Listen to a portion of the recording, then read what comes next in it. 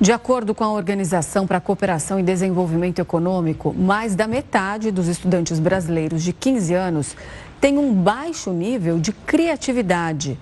Entre os 56 países participantes do levantamento, o Brasil ficou na 44ª posição, atrás de países como Uruguai, Colômbia e Peru.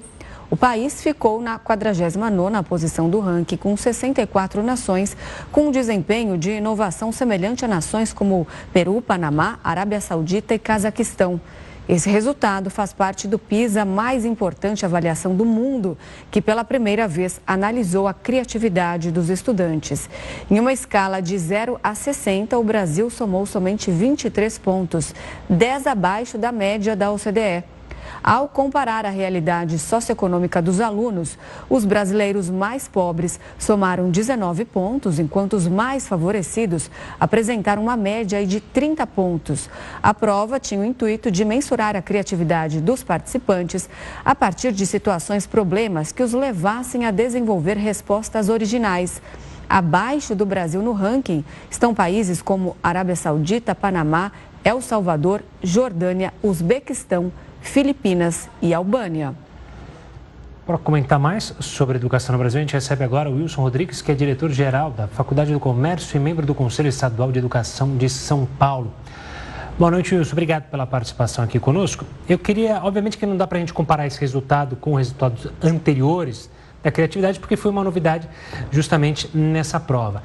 Mas chama muito a atenção que não é só uma questão de educação das camadas mais pobres, o resultado negativo. Também das camadas mais favorecidas, o resultado também é ruim. A gente consegue entender por que um resultado tão ruim no Brasil? Bom, boa noite, Renata e Gustavo. Muito obrigado pelo convite. E é sempre uma grande satisfação vir aqui conversar sobre educação, que é o assunto mais importante que a gente pode refletir, né? Bom, eu fico muito chateado de ver esses resultados, porque mais uma vez é o Brasil se destacando entre os piores, né? E a gente agora, eu acho que merece uma reflexão em torno do PISA para a gente entender o porquê deles estarem avaliando criatividade, não é? Na verdade, o que a gente vive hoje é um mundo dominado pela digitalização, por ferramentas digitais, por ferramentas de busca, de pesquisa, pela Big Data, não é? Que essa massa de informação, de dados que fica disponível na internet, certo? E mais do que tudo isso, pela inteligência artificial, e que se manifesta em ferramentas como o ChatGPT, por exemplo, que você vai lá, formula uma pergunta, um enunciado, e ele te entrega uma resposta, um texto, em frações de segundos, certo? Então, em um mundo em que a informação, o dado, ele está tão facilitado, ganha importância justamente esse ser humano, esse profissional, que detém um pensamento crítico, que detém um pensamento criativo. É esse ser humano, é esse profissional que fará sucesso, certo? Que terá destaque. É justamente por essa razão que o PISA, portanto, que é a mais importante avaliação da educação no mundo, passa a avaliar com tanta ênfase a questão da criatividade. Pois bem, olhando para o Brasil, na BNCC, que é a Base Nacional Comum Curricular, existe um eixo, que é o eixo de processos criativos, né? Que justamente propõe que as escolas, de maneira interdisciplinar, coloquem o aluno, exponham esse aluno a pensar o mundo criticamente. Mas isso só se adquire quando o aluno ele é inserido no contexto de cultura, de arte, quando ele se depara com filme, com teatro, com documentário, com música, com literatura, certo? O aluno só passará a ter essa visão crítica, isto é, a desenvolver esses processos criativos, se ele for inserido num contexto de cultura, certo? E, infelizmente, e os dados do PISA revelam isso, infelizmente, no Brasil, a cultura ela não é fácil, né? Você não tem um acesso fácil à cultura. Basta a gente olhar para as nossas periferias. É difícil você encontrar uma periferia das cidades brasileiras que tenham equipamentos culturais. Cinemas, teatros, feiras de artesanato, é difícil encontrar isso. Salas de concerto, orquestras. Então, isso realmente é para poucos, né? Eu não digo que seja nem para a classe média, eu acho que isso no Brasil, infelizmente, é voltado para as elites, certo?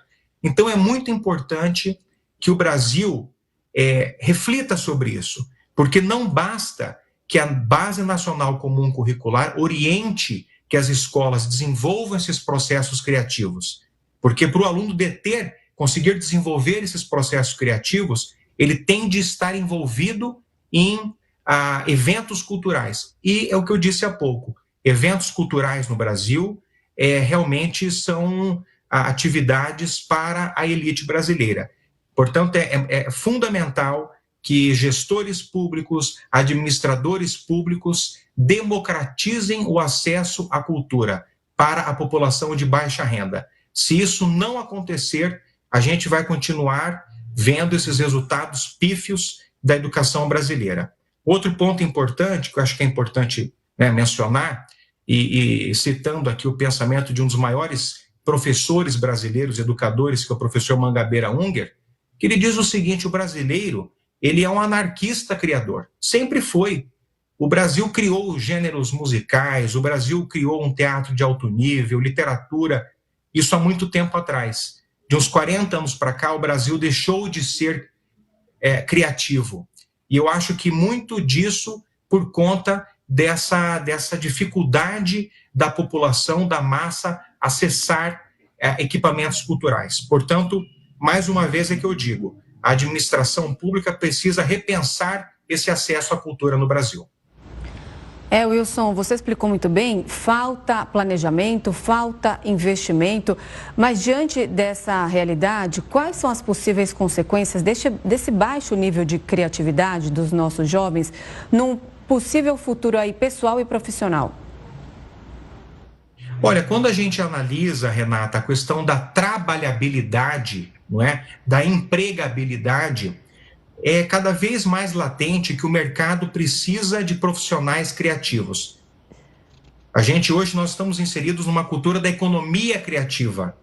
Essas startups, essas novas empresas, elas geralmente buscam ideias disruptivas. Agora, como que a gente vai preparar profissionais criativos, sendo que eles não estão expostos à cultura?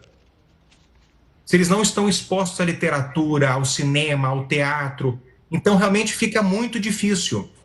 Portanto, a consequência disso é um mercado pobre, isto é, uma mão de obra fraca, que não atenderá a esses requisitos da trabalhabilidade do século XXI. Tá certo, Wilson. Obrigado pela participação aqui conosco no Jornal da Record News. Um forte abraço e até a próxima. Eu que agradeço e me coloco sempre à inteira disposição.